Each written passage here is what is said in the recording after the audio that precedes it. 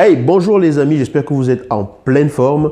Aujourd'hui, j'aimerais aborder avec vous un sujet, à savoir comment ne pas réagir de façon excessive ou tout simplement comment être dans l'écoute et non dans la réaction dans les différentes conversations que vous pouvez avoir avec votre entourage.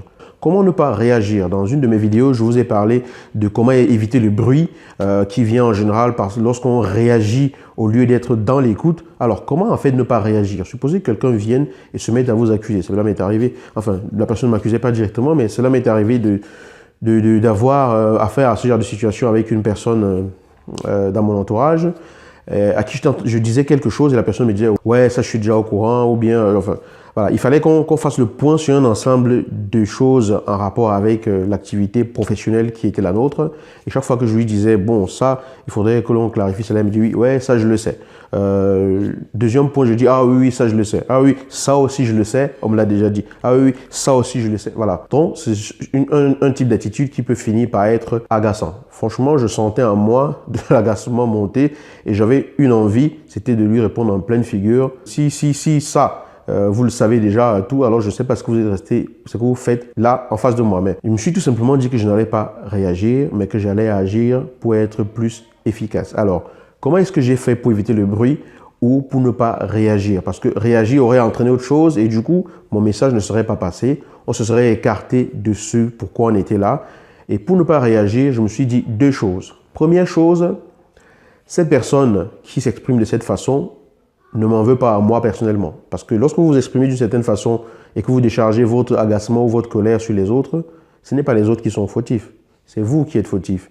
Vous ne faites que traduire une frustration qui est la vôtre. Peut-être que vous traversez une période extrêmement difficile de votre vie et que ce n'est pas et que c'est la seule façon pour vous d'évacuer un peu de stress à ce moment-là.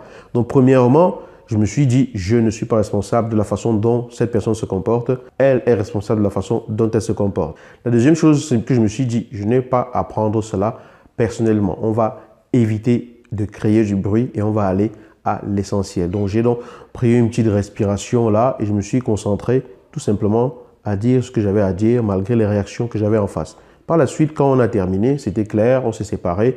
En bon terme, il n'y a pas eu de soucis et tout. Mais cette personne traduisait tout simplement une frustration qui était la sienne. Donc, comment ne pas réagir?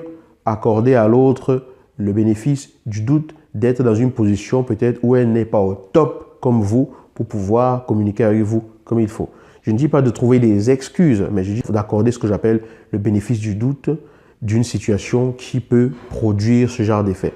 Deuxième élément, c'est ne pas prendre les choses personnellement. Parce qu'en fait, cette personne, elle ne m'accusait pas. Mais dans son attitude, je sentais qu'elle avait l'air de me reprocher de devoir revenir sur des points que je n'avais pas encore vus avec elle, mais dont elle était apparemment déjà au courant. Mais étant donné que je tenais à ce que les choses soient clarifiées, puisque c'était ma responsabilité de le faire, j'ai tout simplement continué à le faire jusqu'à ce que les choses soient claires, sans rien prendre personnellement venant d'elle et sans lui en vouloir de réagir ainsi par ces deux positionnements que je viens de vous expliquer.